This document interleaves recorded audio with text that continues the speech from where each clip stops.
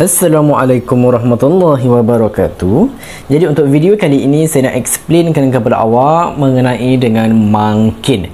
Jadi pertama sekali kita kena fahamlah apa yang dikatakan dengan mangkin.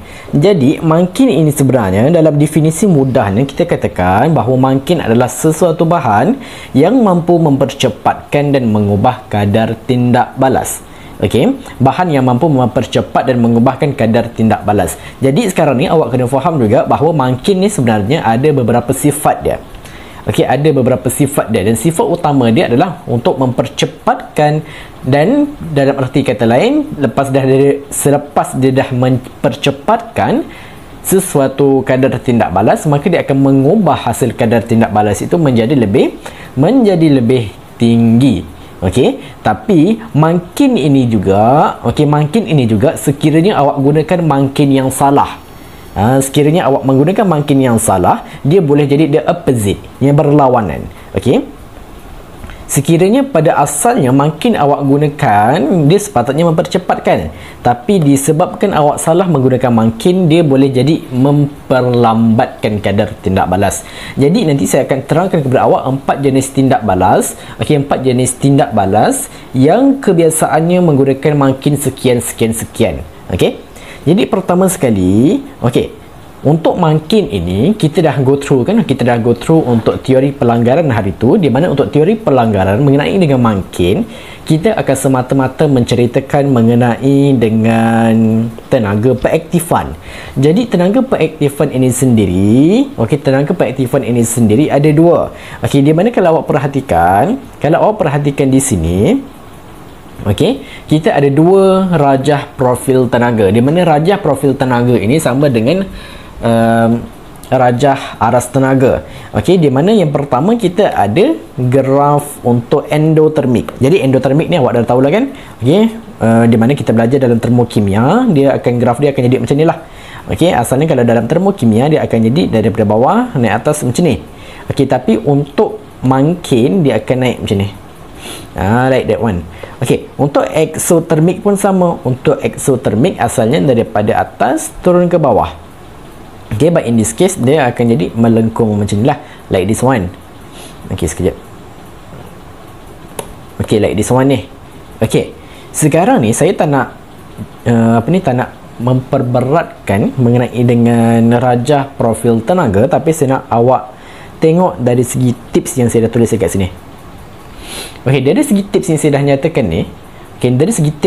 nyatakan ni, untuk tenaga peaktifan. Macam mana kita nak kenal pasti ataupun macam mana kita nak mengetahui tenaga peaktifan berdasarkan rajah profil tenaga. EA.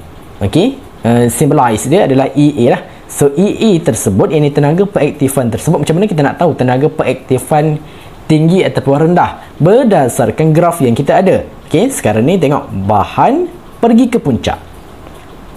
Tips dia senang aja. Bahan pergi ke puncak. Di mana kita kena tengok dari the point daripada bahan sampailah ke puncak, maka itu adalah EA kita, iaitu tenaga peaktifan. Sebagai contoh, kita tengok dekat endotermik. Dekat bahan, paksi mana yang akan merujuk kepada bahan? Paksi yang merujuk kepada bahan ataupun aras bahan adalah berada kat sini. Betul? Berada dekat kawasan sini. Jadi bahan pergi ke puncak. Jadi daripada bahan ni awak drag dia naik sampai ke puncak sini. Awak drag dia pergi ke puncak sini. Jadi sepanjang-panjang ini dari dasar bahan ni pergi ke puncak, inilah yang kita namakan dia sebagai EA. Ini tenaga peaktifan kita. Ini dia. Jadi kalau untuk endotermik, tindak balas endotermik, dia punya tenaga peaktifan dia lebih tinggi lah, like this one. So kita tengok pula untuk exothermic. Ingat, dari dasar bahan pergi ke puncak. Dari bahan pergi ke puncak. So bahan aras dia ada dekat sini. So dasar dia ada dekat sini, terus pergi ke puncak. Terus pergi ke puncak. Okey, jadi inilah sepanjang-panjang inilah kita punya EA, iaitu tenaga peraktifan. Itu dia, itu tips dia macam mana kita nak kenal pasti sama ada kita punya tenaga peraktifan tu tinggi ataupun rendah. Okey, berdasarkan rajah profil tenaga lah. Okey, jadi ingat daripada bahan, okey, daripada aras bahan tu awak dragkan dia naik ke puncak, maka sepanjang-panjang itulah awak punya EA, iaitu tenaga peraktifan. Okey, sekarang ni saya nak jelaskan kepada awak pula mengenai dengan 4 tindak balas yang melibatkan mangkin. Okey, 4 tindak balas yang melibatkan mangkin apa dia? Yang pertama merupakan tindak balas asid dan juga logam. Okey, tindak balas asid dan juga logam. Di mana tindak balas asid dan juga logam ni sebagai contoh, kita ada asid sulfurik ditindak balaskan dengan zinc, maka akan menghasilkan zinc sulfate dan juga hydrogen gas. Jadi sebarang tindak balas yang melibatkan asid dan juga logam, mangkin yang boleh digunakan hanyalah semata-mata larutan cuprum 2 sulfate, CuSO4. That's all. Okey, tak ada mangkin yang lain yang boleh digunakan, but instead ini sahaja, CuSO4, larutan cuprum 2 sulfat sahaja yang boleh dijadikan mangkin untuk mempercepatkan kadar tindak balas untuk asid dan juga logam. That's all. Okey. Yang kedua pula mengenai dengan penguraian hidrogen peroksida 2H2O2 menghasilkan 2H2O tambah O2. Jadi sekarang ini kalau awak perhatikan. Okey, sekarang ini kalau awak perhatikan. Okey, sekarang ni kalau awak perhatikan, kita punya chemical equation, persamaan kimia seimbang kita ada this one sahaja, 2H2O2. Sebab sekarang ni kalau awak tengok kan, awak dah kenal pasti sebarang tindak balas, at least bahan kita mesti kena ada 2. Bahan A campur bahan B menghasilkan hasil C dan hasil D, betul? Tapi sekarang ni untuk penguraian hidrogen peroksida kita cuma ada bahan A sahaja. Tapi daripada bahan A, hasil kita ataupun produk kita adalah C dan juga D. Nampak? 2H2O dan juga air. Jadi sekarang ni awak kena faham the words penguraian itu sendiri. Penguraian bermaksud bahan itu semata-mata terurai kepada bahan yang lain. Sebab itulah bahan kita tu H2O ni, hidrogen peroksida ni, selepas terurai dia akan terpecah kepada 2 bahan yang lain, iaitu H2O dan juga O2. Jadi awak jangan pelik lah. Kenapa untuk penguraian hidrogen peroksida ni dari segi chemical equation kita dia akan jadi 2H2O2. Dia tak ada bahan lain yang ditindak balaskan. Sebab dia adalah penguraian. So penguraian ni dia adalah semata-mata bahan tersebut diuraikan menjadi 2 bahan yang lain ataupun lebih. Jadi untuk penguraian hidrogen peroksida, mangkin yang boleh digunakan adalah mangan 4 oksida. Mangan 4 oksida. Ini mangkin dia lah. Untuk yang ketiga, tindak balas yang ketiga adalah proses Haber. Di mana proses Haber ini adalah untuk menghasilkan gas amonia. Untuk menghasilkan gas amonia. Jadi nitrogen ditindak balaskan dengan hidrogen menghasilkan amonia lah, gas amonia. Dan mangkin yang boleh digunakan adalah serbuk ferrum. Untuk yang keempat pula mengenai dengan proses sentuh. Proses sentuh dia akan menghasilkan asid sulfurik dan proses dia adalah panjang lah.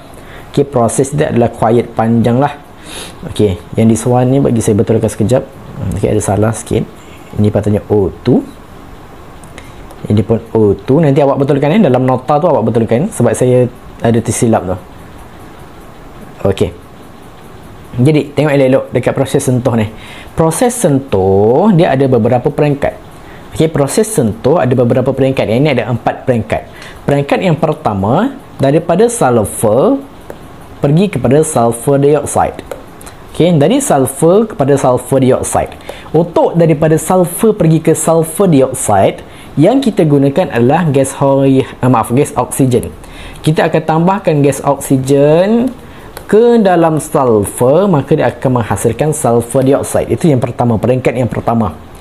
Peringkat yang kedua, daripada SO2 sulfur dioxide dia akan pergi menjadi sulfur trioxide, SO3. Dan kita juga akan tambah gas oksigen. Kita juga akan tambah gas oksigen. Tapi sekejap Untuk yang this one adalah untuk peringkat yang pertama. Ini adalah untuk peringkat yang kedua. Untuk peringkat yang kedua, daripada sulfur dioxide kepada sulfur trioxide, kita akan tambah gas oksigen, dan pada masa yang sama kita akan tambahkan lagi satu mangkin. Iaitu mangkin kita akan tambahkan mangkin vanadium V oksida. Okey, dan vanadium V oksida ini pula mestilah bersuhu di antara 400 hingga 550 degree Celsius dan tekanan dia adalah 1 atm. Ini awak wajib kena faham, wajib kena hafal. Sebab sometimes dalam soalan dia akan tanya. Okey, sometimes dalam soalan dia boleh tanya, okey, mangkin vanadium V oksida ni kena bersuhu di antara berapa degree sampai berapa degree, dan dia punya tekanan dia kena berapa. Jadi awak kena ingat, mangkin vanadium V oksida ini digunakan untuk penghasilan asid sulfurik dalam proses sentuh. Okey, dalam proses sentuh, dan suhunya mestilah di antara 400 hingga 500 degree Celsius dan bertekanan 1 atm. That's all. Wajib kena tahu. Ini untuk peringkat yang kedua. Jadi untuk peringkat yang ketiga, okey, peringkat yang ketiga daripada SO3 iaitu sulfur trioxide pergi menjadi kolium. Okey, H2SO7 ni namanya kolium. Okey, jadi untuk peringkat ketiga ni pula kita akan tambahkan lagi satu mangkin, iaitu asid sulfurik pekat. Asid sulfurik pekat. Dan akhir sekali daripada kolium, okey, untuk peringkat yang keempat daripada kolium untuk menjadi asid sulfurik kita kena tambahkan water. Kita kena tambahkan air. Jadi kalau awak perhatikan, untuk proses sentuh ni daripada peringkat pertama, kedua, ketiga, keempat, kesemuanya perlu ditambahkan dengan sesuatu bahan yang lain. Dan mangkin yang utama dekat sini adalah mangkin vanadium V oksida dan juga asid sulfurik pekat. Okey. Jadi keempat-empat tindak balas yang saya explainkan, terangkan kepada awak ni, awak kena faham dan awak kena jelas. Okey. Sebab andai katalah, okey, untuk tindak balas asid dan logam ini, okey, untuk tindak balas asid dan logam ni sepatutnya mangkin yang kita gunakan adalah mangkin larutan kuprum 2 sulfate. Tapi andai kata tiba-tiba awak guna mangan 5 oksida ni untuk tindak balas asid dan logam, maka adakah betul jawapan kita? Tidak. Kenapa? Sebab yang boleh digunakan hanyalah semata-mata ni lah, larutan kuprum 2 sulfate, tapi awak gunakan mangan 5 oksida. Maka elok-elok asal yang tadi, mangkin tu sepatutnya mempercepatkan kadar tindak balas. Last dia memperlambatkan kadar tindak balas. Okey, asalnya cepat, tiba-tiba jadi lambat. Contoh, sepatutnya dalam masa beberapa minit sahaja dah terhasil. Tapi bila awak letakkan mangkin yang salah, dia boleh jadi sejam, 2 jam. Macam tu.